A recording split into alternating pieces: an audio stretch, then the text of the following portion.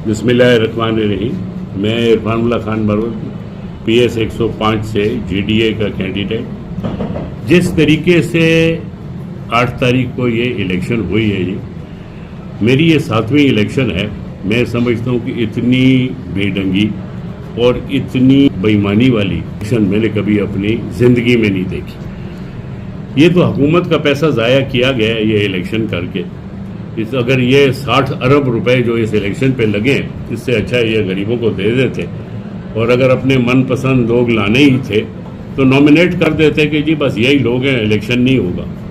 इस मुल्क के साथ एक तमाशा हुआ है, इस मुल्क के साथ एक खेल हुआ है। मेरे सामने रिजल्ट पड़े हैं। चनेसर गोट के जो पोलिंग स्टेशन है वहाँ 95 पुलिस है। सिर्फ एक चनेसर गोट है जहाँ पे 95% टर्नआउट है। इसका मतलब है कि वहाँ बेईमानी हुई है, ठप्पे लगे।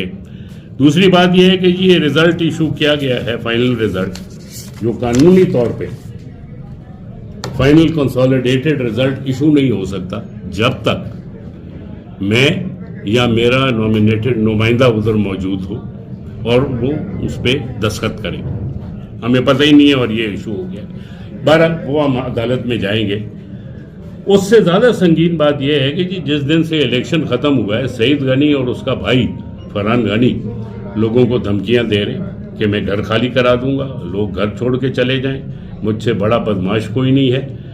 और कल और परसों में लोगों के घरों पे, लोगों की दुकानों पे, लोगों के कारोबारी दफातर पे, लोगों के होटलों के ऊपर हमले किए हैं, नुकसान पहुंचाया है इलेक्शन को में लेके। मैं ये बात कहना चाहता हूँ सईद गनी साहब को और सिंध की इंतजामिया को कि कान खोल के सुन लें। आपको मैंने इन्फॉर्म कर दिया, DG रेंजर्स को भी किया, IG को भी किया, सबको किया। सईद गनी को कह रहा हूँ कि आप समझते हैं कि हम अपना ख्याल नहीं रख सकते। अब आओ, अगर आ जाए तो देखना क्या जवाब मिलेगा।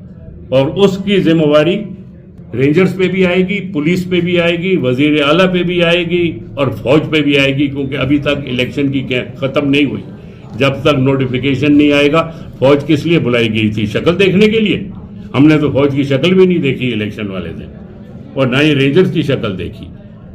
और इसलिए मैं कह रहा हूं, धमकियां देने, ये फायरिंग करने, लोगों के घरों के जाने बंद करो, वरना हमें भी पता है तुम लोग कहां रहते हो, फिर बाद में रोना नहीं।